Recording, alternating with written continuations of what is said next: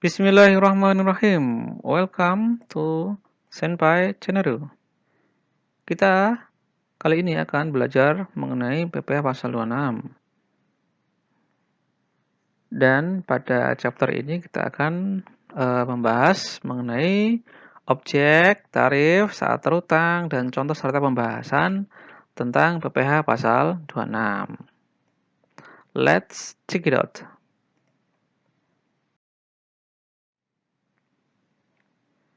Ya. Objek dan tarif PPh pasal 26. Di dalam PPh pasal 26 ini ada lumayan banyak ya mengenai objek dan tarifnya, dan itu berbeda ya. Namun secara umum adalah yang pada slide ini ya, bahwa penghasilan yang diterima wajib pajak luar negeri sebagaimana diatur dalam pasal 26 ayat 1 Undang-Undang PPh itu bisa berupa dividen, bunga, royalti, sewa penghasilan sehubungan dengan penggunaan harta, bisa juga imbalan sehubungan dengan jasa atau pekerjaan atau kegiatan, bisa berupa hadiah penghargaan, bisa juga berupa pensiunan atau pembayaran berkala lainnya, premi, kemudian transaksi lindung nilai lainnya, asuransi ya. Terus keuntungan karena pembebasan utang. Nah, atas transaksi-transaksi ini ya, jika ada penghasilan dari hal ini, itu jika diterima oleh subjek pajak luar negeri atau wajib pajak luar negeri, maka dia terutang PPh pasal 26 dengan tarif sebesar 20% atau tarif sesuai dengan P3B, dan hal tersebut bersifat final ya. Jadi objek-objeknya itu ya sebenarnya sama dengan PPh pasal 21 dan 23, sama. PPh pasal 4E2 juga sama ya kan.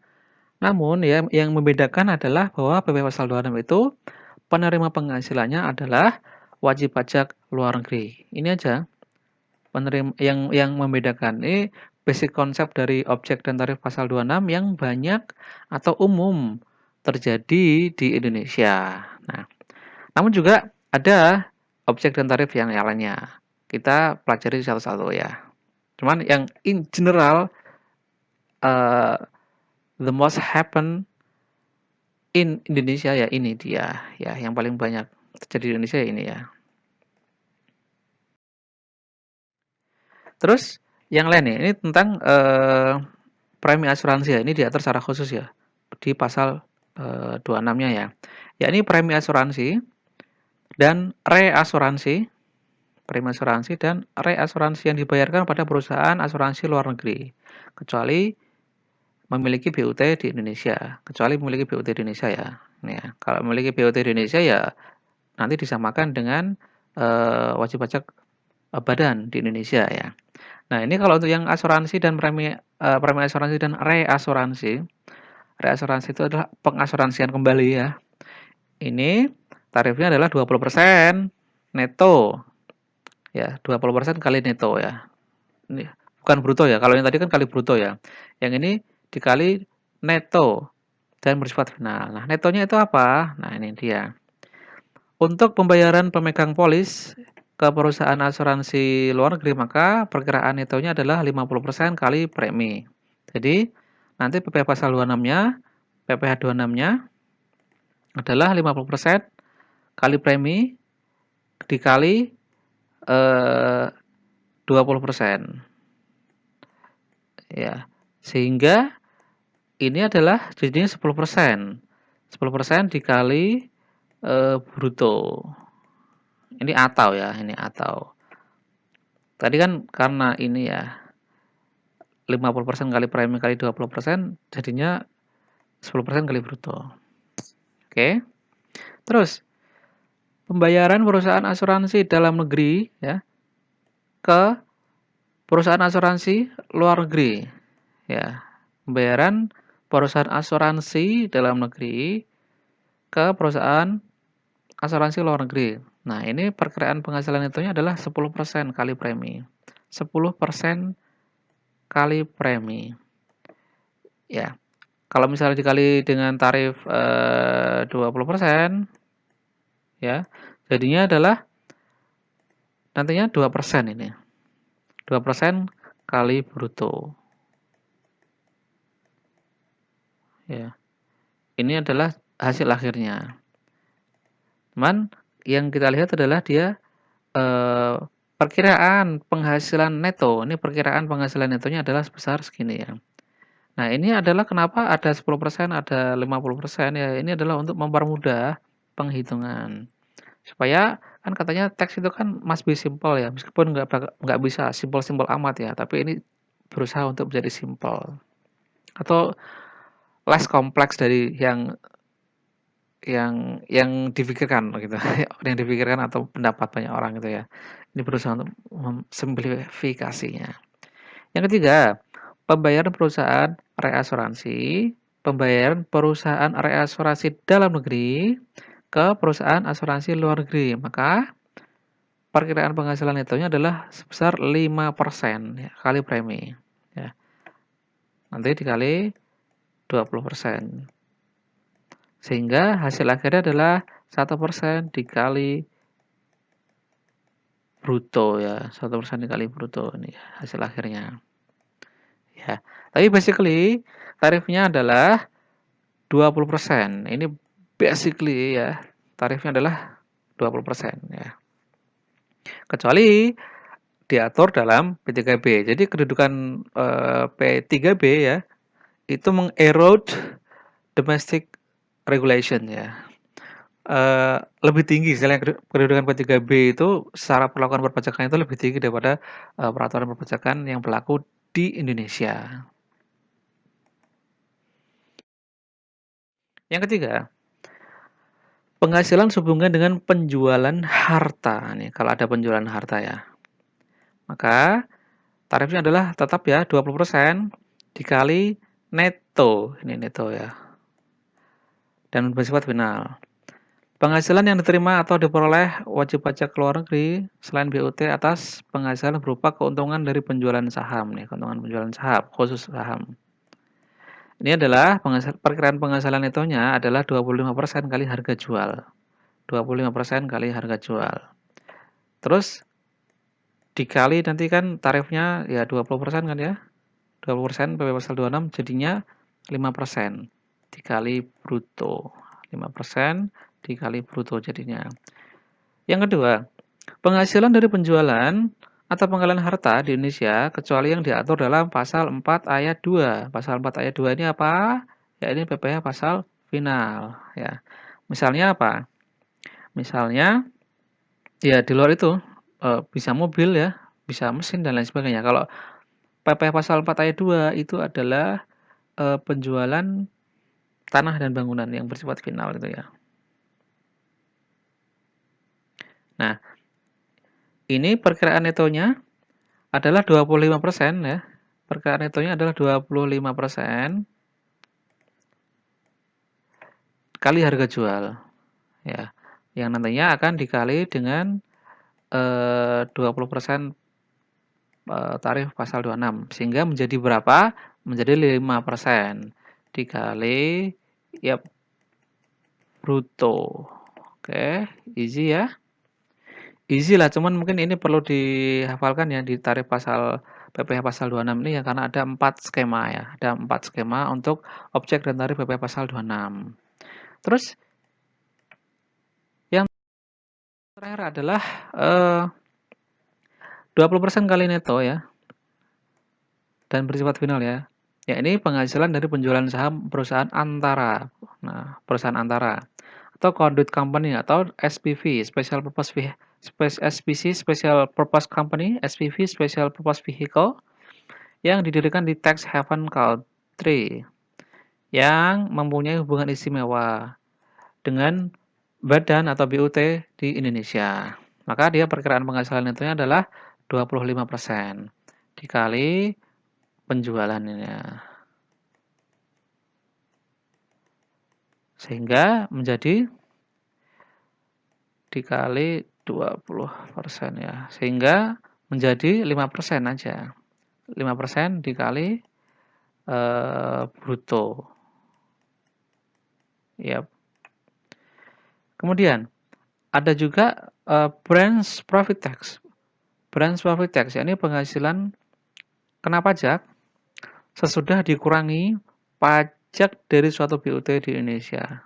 Ya, kecuali penghasilan tersebut ditanamkan kembali di Indonesia dalam bentuk penyertaan modal atau pembelian aktiva tetap atau investasi aktiva tidak berwujud.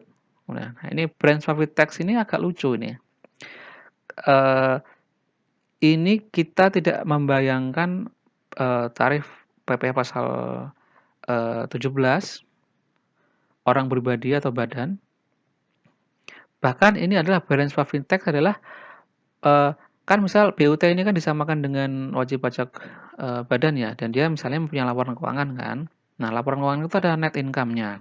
Nah, net income-nya dari BUT itu kena pajak lagi. Kena pajak lagi sebesar 20% ya. Ya, kena pajak lagi itu.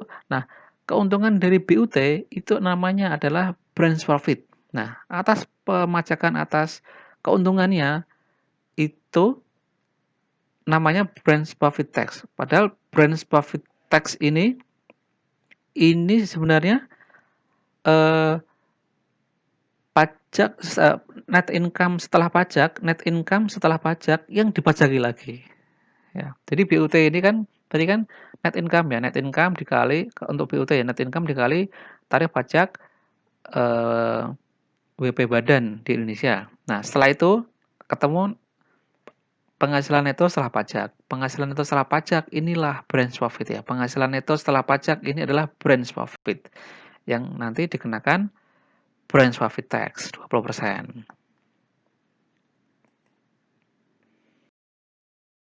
Nah,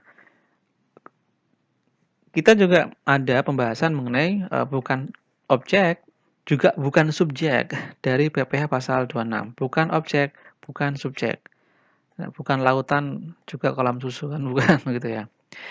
Jadi BUT apabila penghasilan kena pajak sesudah dikurangi pajak penghasilan dari BUT ditanamkan kembali di Indonesia ya kan dengan cara penanaman kembali dilakukan atas seluruh penghasilan kena pajak dikurangi PPh dalam bentuk penyertaan modal pada perusahaan yang didirikan dan berkedudukan di Indonesia. Nah, ini kan tadi kan harusnya kan branch profit tax ini kan ya. Branch profit tax kalau misalnya ditanamkan kembali di Indonesia itu tidak kena PP pasal 26 atas branch profit tax. Terus dilakukan dalam tahun berjalan atau selambat-lambatnya tahun pajak berikutnya dari tahun pajak diterima penghasilan tersebut. Yang ketiga, tidak melakukan pengalihan atas penanaman kembali sekurang-kurangnya dalam 2 tahun sesudah perusahaan tempat penanaman dilakukan mulai berproduksi secara komersil. Nah, ini ketentuan mengenai branch profit tax. Kalau misalnya dia ditanamkan kembali dengan syarat-syarat yang 3 ini, maka dia tidak dikenakan branch profit tax. Kalau misalnya tidak memenuhi syarat ini, maka dia dikenakan branch profit tax. Nah, terus yang bukan subjek adalah badan internasional yang ditetapkan oleh Menteri Keuangan, misalnya yang WHO dan lain sebagainya itu ya, itu tidak kena.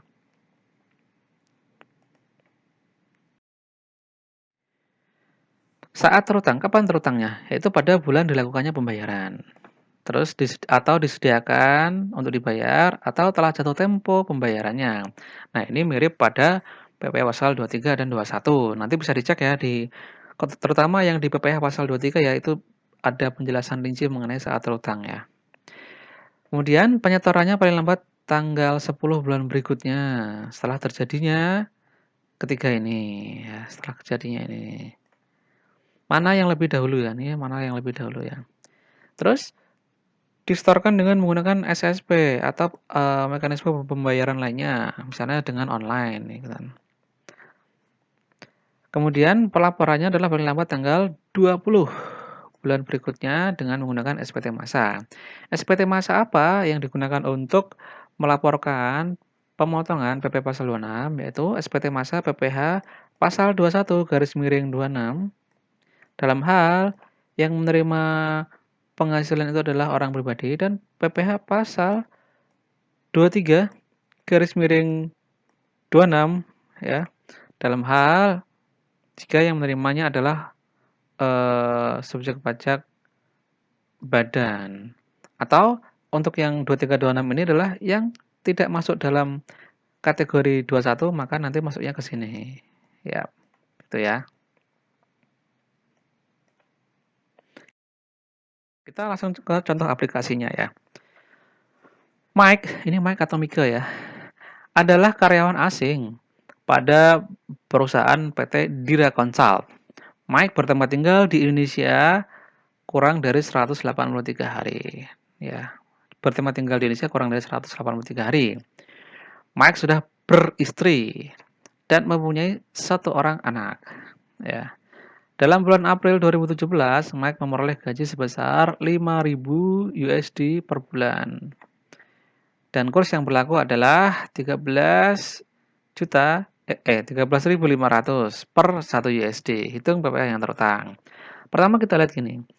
Posisi Mike ya. Posisi Mike adalah warga negara asing ya. Dan dia tinggal di Indonesia itu kurang dari 183 hari. Yang artinya dia bukan subjek pajak dalam negeri Indonesia. Terus status Mike. Status Mike adalah Mike sudah beristri berarti kan kawin ya. Kawin dan mempunyai satu orang anak, K1. Ya. Dalam April dia gajinya adalah 5.000 USD dan kurs yang berlaku adalah 13.500. Nah, kurs yang dipakai ini adalah kurs KMK ya, kurs berdasarkan keputusan Menteri Keuangan, bukan kurs BI atau kurs real ya, di perbankan ya, di bank atau di money changer ya, bukan ya. Tapi berdasarkan kurs KMK untuk penghitungan pajak. Nah, jawaban bagaimana penghitungannya? Penghasilan bruto ya berupa gaji ya, ini 5.000 USD dikali kursnya sama dengan 67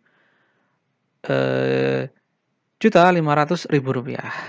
Nah, ini kan pada bulan Aprilnya saja ya. Kita hanya menghitung pada bulan Aprilnya saja. Terus penerapan tarifnya adalah 20% tarif ya dikali dengan penghasilan brutonya. Ya. 20% kali 67.500.000 rupiah. 67.500.000 rupiah sama dengan 13.500.000 rupiah. Ya, ini langsung 20% kali bruto ya. Terus PTKP-nya ini bagaimana ya? PTKP dalam hal PPh pasal 26 itu tidak berlaku PTKP. Tapi langsung kali brutonya saja. Adapun kalau misalnya nih ternyata Mike lebih tinggal di Indonesia lebih dari 183 hari ya maka PTKP-nya nanti akan berlaku ya. Dan yang telah dipotong tadi ini nanti juga bisa menjadi penghitungan dalam kredit pajak dari Mike ini. Contoh yang kedua, pembayaran dividen ke luar negeri. Ya.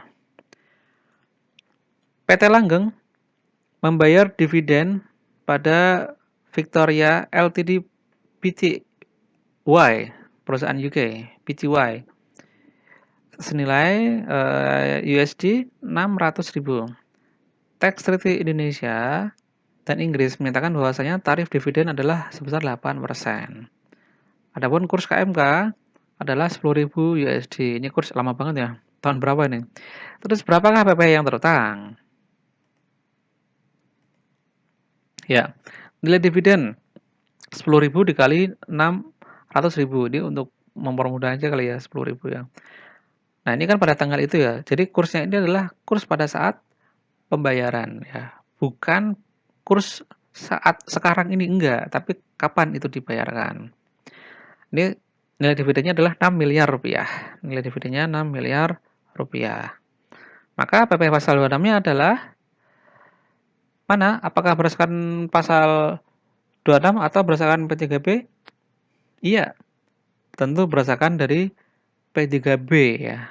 Berdasarkan dari P3B. Nama lainnya ya P3B itu tax treaty atau tax convention, double tax treaty, double tax convention dan lain sebagainya. Nah, PP pasal 26-nya ini tidak lagi menggunakan 20% ya. Tidak, namun tarifnya adalah tarif sesuai dengan yang tercantum dalam P3B, yaitu 8%. Di sini kan sudah diketahui nih 8%, jadi kan enak ya. Nah, 8% dikali bruto, sama dengan 8% dikali 6 miliar, dan PPh pasal 26 yang terutang adalah 480 juta rupiah. Wah, banyak juga nih. Ya, itulah yang harus dipotong oleh PT Langgeng ya. Sebelum dividennya itu atau uang atas pembayaran dividen itu diserahkan kepada atau ditransfer kepada Victoria Ltd Pty, maka dia dipotong dulu PPh pasal 26 sesuai dengan tarif yang tercantum dalam tax treaty. Jadi berapa yang ditransfer? Ya, ini ya, yang ditransfer adalah 6 miliar dikurangi 480 juta sama dengan berarti 5 miliar 520 juta rupiah. 5 miliar ya? Oh, banyak juga ya. Oke, di sini ya. 5 miliar 520 juta yang ditransfer ke Victoria Ltd Pty ini. Ya, ini contoh ya untuk pembayaran asuransi ke wajib pajak luar negeri. Suatu perusahaan penyewaan gedung kantor, PT Angin Mamiri, mengasuransikan bangunan bertingkat ke perusahaan asuransi di luar negeri dengan membayar jumlah premi selama tahun tersebut sebesar 1 miliar rupiah. Hitunglah berapa PPh pasal 26 yang terutang. Ya, tadi bahwasanya untuk perusahaan asuransi itu adalah 20% dikali perkiraan penghasilan itu. Nah, sekarang perkiraan penghasilan itu adalah 50% dari nilai transaksinya ya.